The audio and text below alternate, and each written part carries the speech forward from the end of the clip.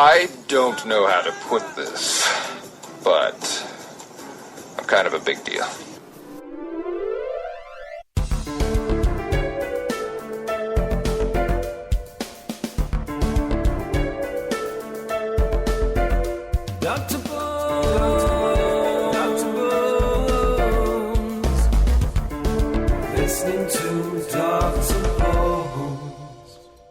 Good evening, this is Dr. Bones Live, and today my guests are the Mad Andersons. Guys, welcome to the show.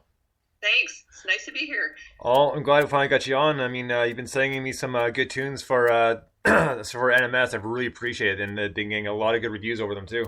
Oh, good. And it's something different. It's nice because we don't get too much kind of folky blues sounding. And Catherine, you have an awesome voice. So my first question is what is your musical background? Do you have any vocal training at all, or? Yeah, actually, I do. I have both a bachelor's and a master's in music, and my bachelor's was in vocal performance and piano. And I've been a vocal coach, and actually I was singing opera several years ago with a faculty opera company. And I used to sing rock and roll back when I was in college. So I've been singing all my life. Well, right on. I just had to ask just because. Go ahead. Sorry, were you going to say something? No. Okay. All I was going to say is, like, when I was listening to the tunes over and over again, I just noticed that in certain instances, your vocal range and some of the changes led me to believe that you had a good, strong vocal background, just because it seems a bit more, we'll say, accomplished. And it's one of those things that I was really curious to ask, because it just really kind of stuck out, and I was happy to hear that. I was kind of, my hunch was kind of right when he said opera. I was like, I kind of noticed that because I was listening to the songs in the car again today. And one of the, I think it was Dream, but there's one instance where your vocals kind of changed a little bit, and it's like, that sounds kind of like opera. So I was like, she has to have some sort of vocal background in there. Yeah, we try to keep it at a minimum because that's not a sound that everybody likes. But we've actually, Nolan and I have worked really hard on those vocals to make them more pop folky, like, so that it doesn't have all that vibrato in it that I think a lot of people find unpleasant. And we've also lowered the vocal range so that it doesn't get generally into those high notes that can make you want to scream sometimes. Yeah. So that's something that we consciously worked on. Well, I mean, that's awesome. Like I said, like when I listened to it over and over again, I started to notice a lot more when I paid more attention to the vocals. And you're not the first person that I've had on that's had that kind of background. There's a Canadian band that I interviewed about a year ago, and the same thing is, she studied opera too, and is like, it's very noticeable, and to the point where, like you said, it's easy on the ears, not hard on the ears, depending what your likes are. So. Well, and the thing is, as I always say, good vocal technique is good vocal technique no matter what style you're singing. So if you do have that background, you should be able to adapt fairly readily to just about any genre. So now, next question is about the name, like Mad Anderson, and I just, like, I know Anderson is the last name, but just throw Mad in there and it sounded good, or like how'd you come up with that? Sorry. Okay, Nolan's a little on the shy side here, but he'll pop up. He'll contribute later. Matt Anderson's was actually the name of Nolan's band in high school. It was Matt Anderson Blues Band. So we sort of resurrected that name. We thought that kind of applies to us as well. So we thought we'd take that and use it as our name as well. I think they use that on you as a bribe to keep you as a lead guitarist. We'll name the band after him. Yeah. So that's where that came from. That was an old name. All right, I know it's good when it carries over, because I mean it's just one of those things. It's always one of my curiosities, because sometimes the band name is very simplistic. They just kind of came up with it out of thin air, and then sometimes, like, well, there's been a few times where I've been told that booze has been involved in picking the name. So that always helps. Yeah. So like I said, it's just always a curiosity. And we're gonna get to a song in a few minutes here. But like I told you just before we got on the air, it's been a 2 year long process, but your album is finally complete and ready for distribution. How good does that feel to finally have it done? It's incredible. I think we're still in a state of disbelief. Yeah, it's been a really long process, and with certainly a fair amount of ups and downs. Is that yeah? But yeah, we can't believe that we actually have a product, and it looks good. It sounds good. We're proud of it. There's always a little bit of a letdown after you have completion on something like that. But in general, we're really excited about releasing it and letting people hear everything that we've done. So. Now, is it going to be put up on iTunes and that sort of thing? Yes, we distribute all of our stuff through CD Baby is the portal, and so we'll actually have physical CDs available through CD Baby and Amazon, and then everything will get uploaded to iTunes and Amazon and Xbox Music. I think all of the digital fusion centers. So. All right on, because I personally, I'll definitely sign up for a physical copy because, I mean, the digital downloads, I like them, but I'd much rather have a physical copy in my hand. Yeah. Yep. And I have to say that people did a beautiful job on the artwork. The CD itself looks amazing, so it's a little piece of art as well. So. Well, and that's what people buy CD for. Obviously, it's not just the music, but just to see what kind of cool artwork comes with it, because there's so much more in the cover than you can get on the digital download. Because even if you put the cover up, well, it's cool to see, but it's actually cool to see it right there in front of you, like flipping through it, like, wow, this is really cool, and here are a lot of the credits, and these people were involved. Even if you don't know them, it's always kind of fun to see if when you're looking at stuff, you kind of either recognize the name or just see what they've come up with, because that's what albums have been about for so many years, just the artwork inside, and that's what people buy them for. Not, like I said, not just the music, but just what's drawn on the inside, because sometimes you can just blow your mind, and there's so many.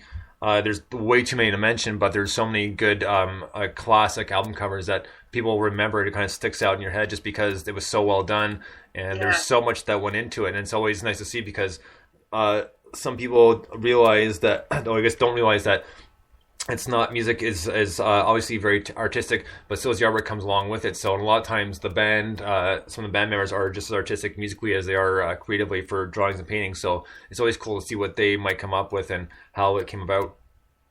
Yeah, and we were really fortunate. We worked with a photographer who was, well, first of all, he's a wonderful photographer, but he had a great artistic vision. And he was the one that helped design the cover photos and actually all of the cover photos and the ones on the interior as well. And he just had a great eye, and we talked to him a lot, and he knew exactly what we wanted. And his name is Tim McGuire here in Seattle, and he just did a fabulous job with it. Now, just because you're in Seattle, I mean, this is one thing.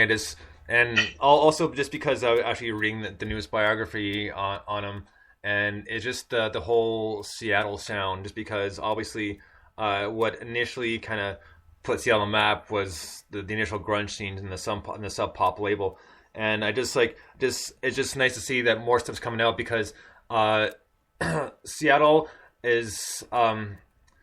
How can I put this? It's almost like we'll call it a sleeper state. Meaning, like some stuff comes out once in a while, but when stuff does come out, it's usually hits it right in the head, and it's so good to hear. So that's what you're hoping for, is more. So, with that being said, have you guys just your I guess your musical talent in general is kind of like a kind of folky blues sort of thing. Now, how long did it kind of take to develop that sound? And try to be kind of creative in your own way, and kind of, I guess, kind of bring we'll say a new sound out of Seattle. Lon, that's a fabulous question. Yeah, it is. Go ahead. Most of these songs were actually written before I met Catherine, and I wrote them for myself to sing. And they were much more kind of rock oriented. And then when Catherine came along, she is a much better singer than I am. So we started changing. Well, obviously we had to change keys because her voice is so much higher than mine. And that led to a change in instrumentation, and it just kind of threw the cards in the air as far as the arrangements of the songs. So that kind of led us more to an acoustic approach to them, and not as rock oriented. Yeah, definitely.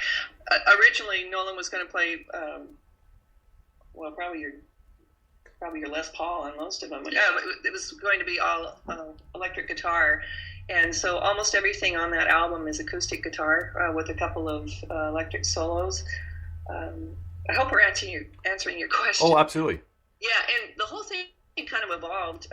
Obviously, we had to sort of switch gears, not just because of my vocal issues, but because now I was singing Nolan's somewhat autobiographical material. So it just really evolved. And then we got together with we found some fabulous studio musicians, bass player and drummer. Actually, the bass player is a permanent member of the group now. And once we got into studio and got into rehearsals with them, I think some of the music just took a completely different turn. Some of the stuff that we had actually envisioned as more of acoustic type stuff actually turned into more band tunes. So it's just been one of those processes that's just evolved. Now, the change was that due to having studio musicians, or was it just something, since knowing originally your songs that they need to be reworked a little bit and changed just a little bit to kind of fit everything? Oh, well, let's see.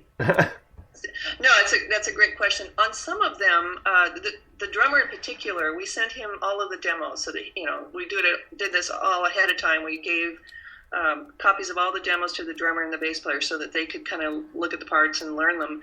And the drummer in particular, Chris, came up with some completely different feels, rhythmic feels and pushes and stuff like that we hadn't envisioned.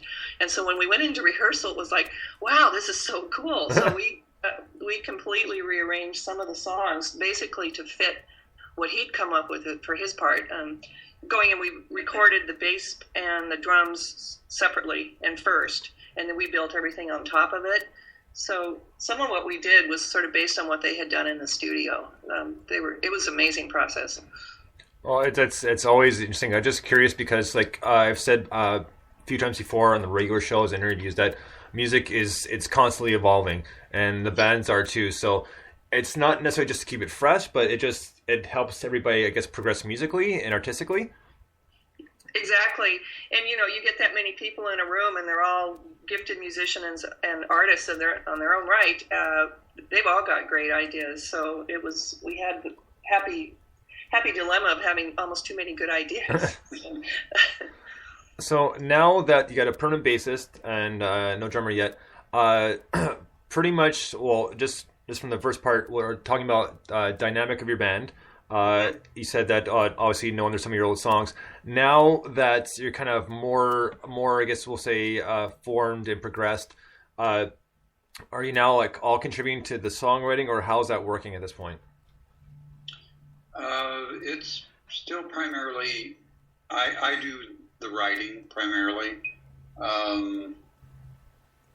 I am tailoring what I write now to Catherine's vocal range, obviously, and I've gotten to know what she is capable of, or I'm beginning to understand what she's capable of, so I try to tailor what I write. Dennis, the bass player, is a very, very melodic player, and so I definitely keep that in mind when I'm writing. I leave holes where I know that Dennis will, fill in melodically or put in counterpoints. So I'm, to answer your question, my name is on the songs, but it's definitely a group effort, all three of us contributing. That is really cool, man. I mean, because for you especially, Nolan, because that gives you a bit of we'll call wiggle room, just because now that you're leaving the holes. But it's also going to be, I would say, well, in my eyes, I would think be just a bit more difficult because now, excuse me, you're considering more than like one or two things. Now you're considering Catherine's vocal range. You're considering leaving the holes for the bassist to fill in, I mean, it's got to be fun, but also got to be a little hard at the same time too to remember to do that and say, like, you know what, my focus is here. The song's gonna start playing out. We're gonna start it in this timing, and then we're gonna we'll do like a little breakdown here, but this little breakdown will be filled in by the bass player. Right, very much so. I tend to, well, I write on acoustic guitar, and I'll come up with a part, and then I'll start stripping it away because of exactly what you just said. When you play by yourself on acoustic guitar, you're a complete band. I mean, you can be. That's one of the beauties of the instrument. And I have to consciously say, okay, I don't have to play the bass line here because I've got a bass player. But, it's interesting that you point that out because, like, I know guitar is a hobby for me as well. For me. And it's one of those things that, no, you're absolutely right, because especially when you're trying to learn songs or just jamming on your own, you subconsciously want to put that bass line in. And yeah, it must be a relief now that you don't have to. You're like, well, this is kind of cool, and I can flow through without a stop here. Yeah. Yep. Exactly.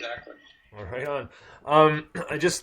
Your guys' recording process, man, this has got to be a lot of fun, really interesting, because there's such a huge dynamic now. I mean, within the 2 years of the album being done and getting a permanent bassist and just like all these other things, I mean, it's just got to be kind of a fun process because you guys have so much involved in it.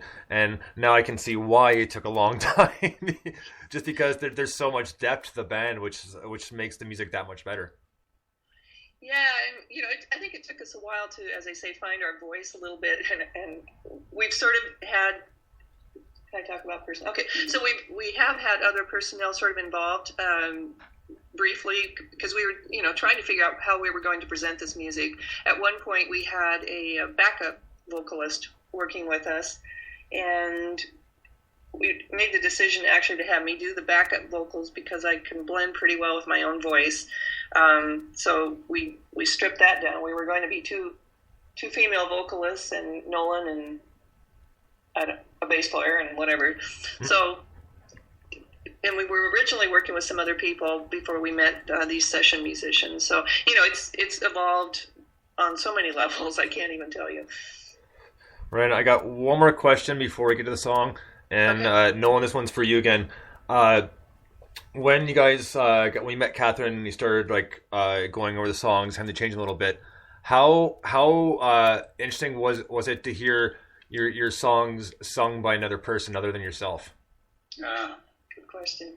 Yeah, that took a little getting used to initially, because as Catherine said, they're very autobiographical, and to have those words and those emotions coming out of someone else, at first it was a little disconcerting for me. Well, fair enough. Because some of them were very, very personal, and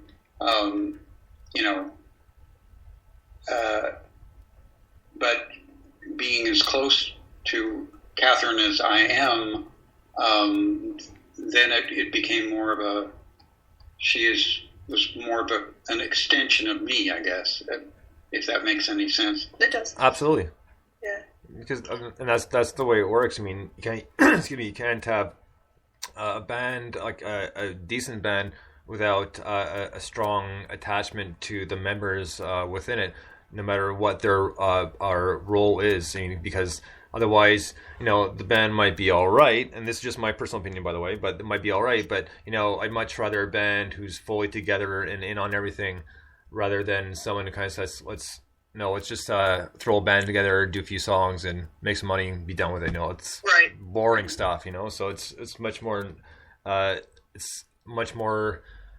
wrong choice of words. It's nicer, we'll put it that way, it's a lot nicer and a lot cooler to hear the music when you know that there's actually been thought process into it. Because over the years, for myself personally, I'm very critical of the stuff I listen to. Very critical. There's some stuff I refuse to absolutely will not listen to, that sort of thing.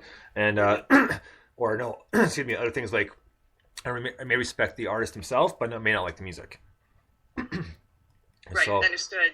So well, go ahead. Go ahead.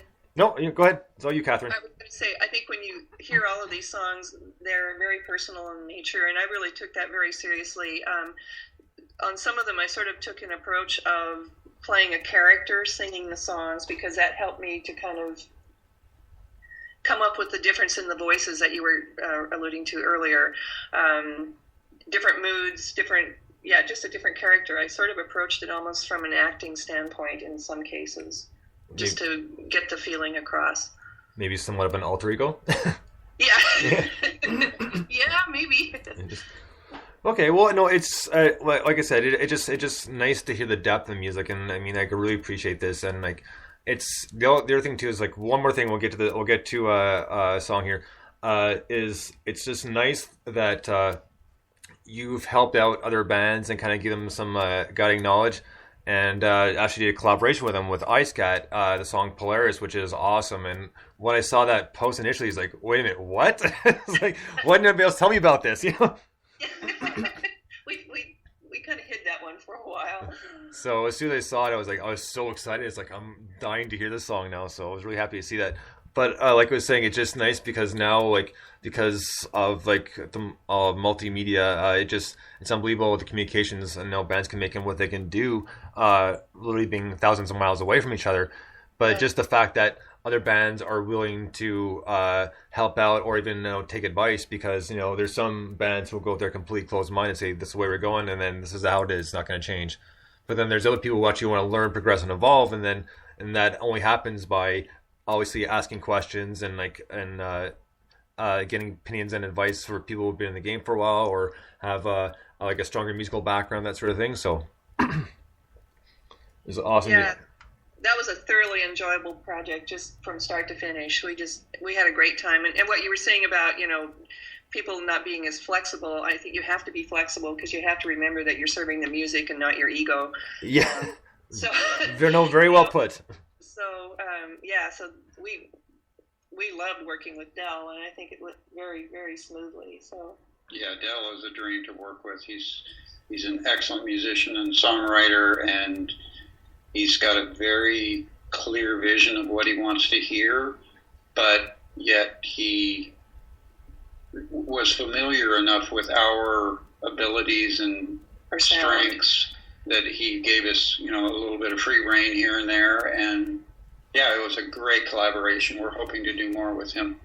Well, if you do, I'll be first in line, listen, because like I said, that was great. And when I saw that on Twitter, it's like I said, I said, wait, what? And I was like, yes, come on, when's it gonna play? I want to hear the song. Yeah. That was just so much fun. So we're gonna take a quick break now, and we're gonna listen to a song by the Mad Andersons called "Crowded Rooms."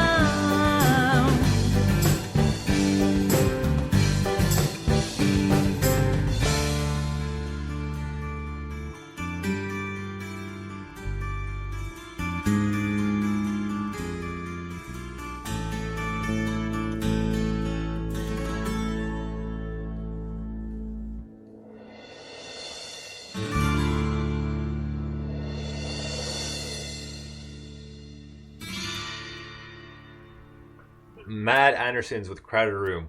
Now, I told you this is one of my favorites, and I love the flow of it just because like there's parts of the song where it's almost a mix of, well, in the way I heard it, a mix of about three different types of music all in one.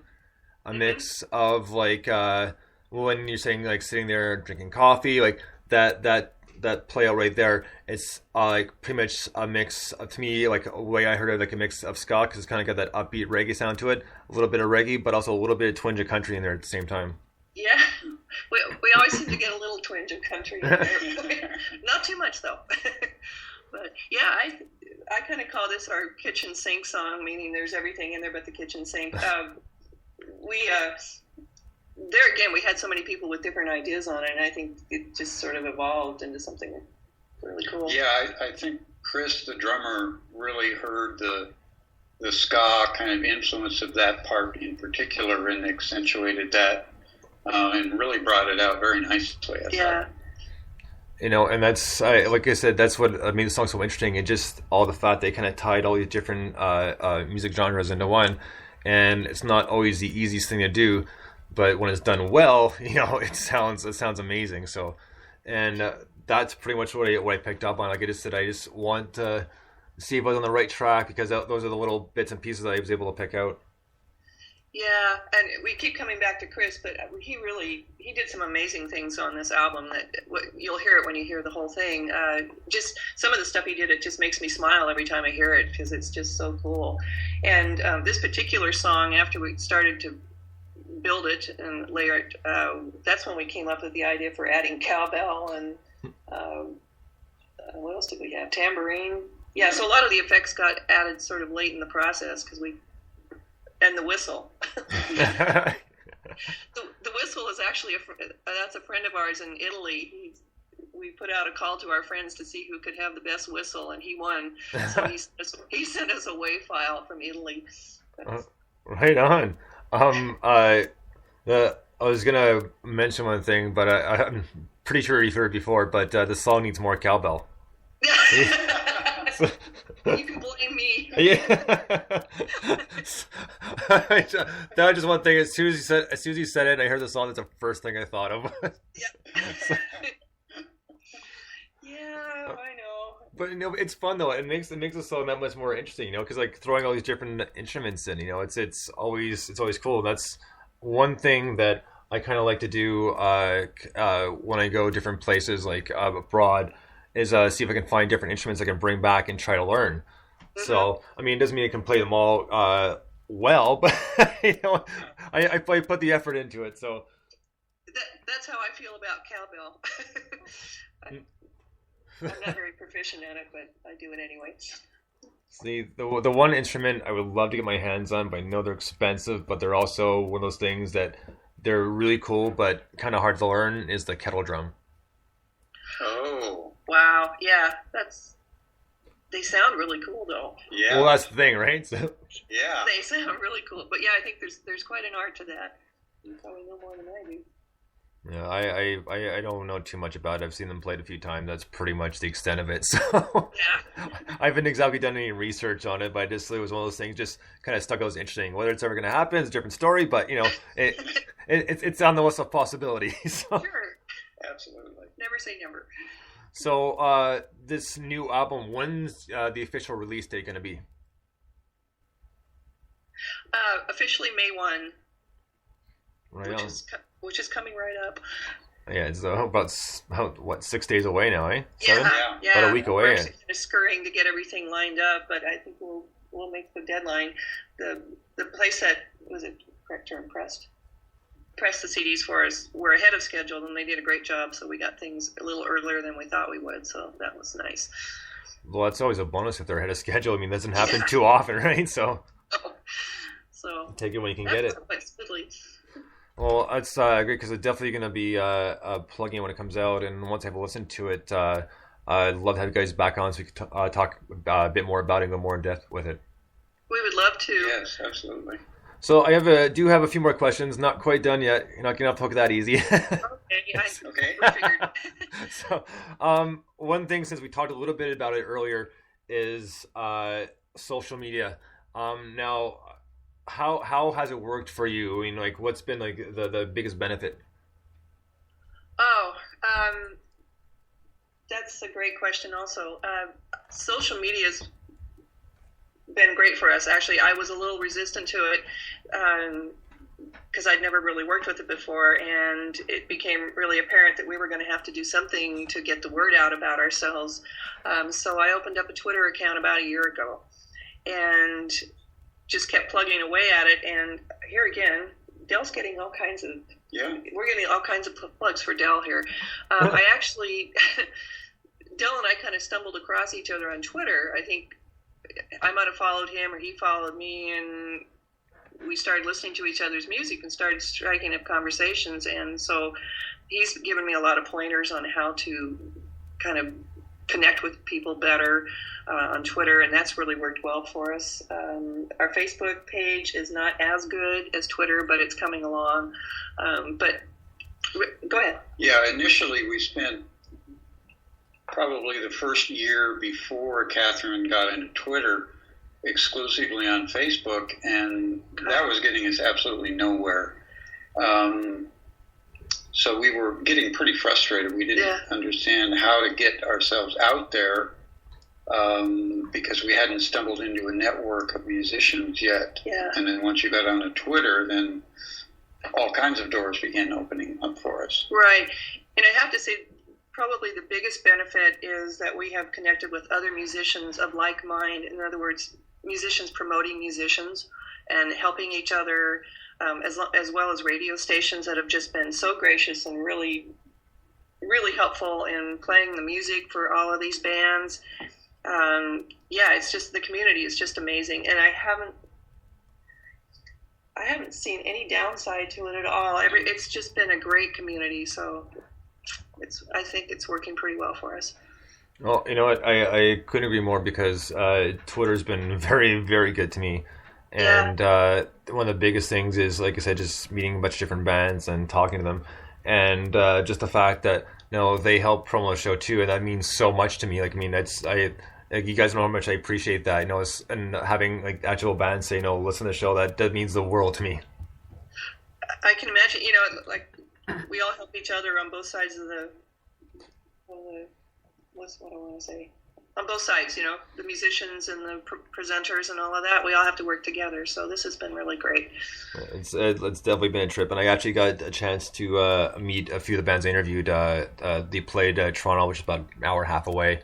Uh-huh. So I got to go down and see them and actually meet them, and it was really cool. So I got a couple. I bought their 7-inch vinyl and had them sign for me, and they signed one of their concert posters, which I actually have framed up downstairs in the man cave. So. Oh wow! Yeah, so it was pretty rad. I was pretty excited about that, and I've got another like signed CD, and it's just been so nice, and it's just been very thankful for it all. And it's nice to actually even though you see the pictures and stuff online and you talk to them via Skype, it's always fun to meet them in person and see what they're really like. I mean. And most of the time, it's not disappointing. I mean, I saw a local band here, a Toronto band. They played London about 6 months ago, I think it was, maybe a little bit longer. But I went to see the show, and they were literally playing this little hole in the wall. But it was such a good show. It was really up close and personal. It was so good to meet them. Pretty much, in the opening band, I was sitting with them, chatting with them while the opening band was playing. So it was kind of cool. It was like talking to a bunch of buddies, right? So yeah. Well, and actually, you kind of bring up another good point. We also have connected with fans, and I think, we don't think of ourselves as being famous at all or ever wanting to be, but it's kind of really nice, I think, for the fans to be able to talk to us directly on Twitter. People contact us a lot, and I always try to respond back to them, and I'm thinking, how cool would that be for a band that I like to actually get back to me in person? So, it's just been great. Well, and that's what people like. I mean, especially myself. The fact that getting responses from the bands is it's so cool, because it just kind of brings you one step closer, because obviously people who like really are into the music and have like a strong passion for it. The fact they can connect with the people that are listening to makes a huge difference. And it just means so much, because now you're talking to the people who are putting out those good music that you listen to all the time. So it's something different now. It's like, it's not like you have to go watch them on TV or whatever. You can talk to them directly, and like I said, it means a lot to a lot of people, especially myself. Yeah, and it means a lot to us as well. It's just, we've been almost overwhelmed with support. It's just been great. So. All right, we're going to take another quick little break here. We've got time for one more song, and we're going to be listening to Whistling in the Dark by the Mad Andersons. This is the first time I can remember thinking I'm left out and alone. My sun is setting, a beautiful vision. Twilight will win out, daylight flown. Why not now, like today, watching and waiting, alone on the sideline, whispering voices in my ear, looking around me. What's my companion? Lingering traces of my fear. Why not now, like today? Long road rider and beside her, closed eyes can't make darkness go away.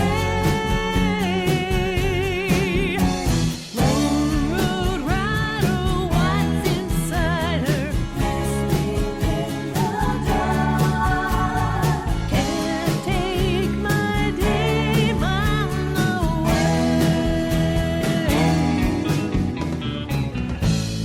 This is the last time I will remember knowing I'm left out and alone. Why not now, like today? Long road rider, I'm beside her, closed eyes can't make darkness go away. Long road rider, what's inside her? Can't take my day, mine away.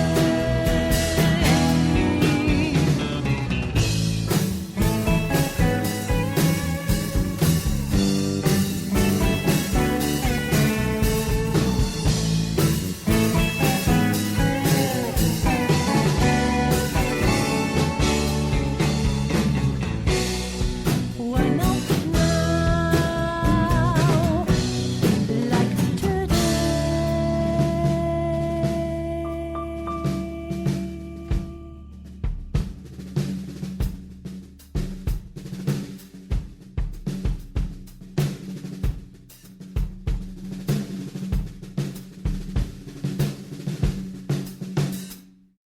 All right, Mad Anderson's Whistling in the Dark.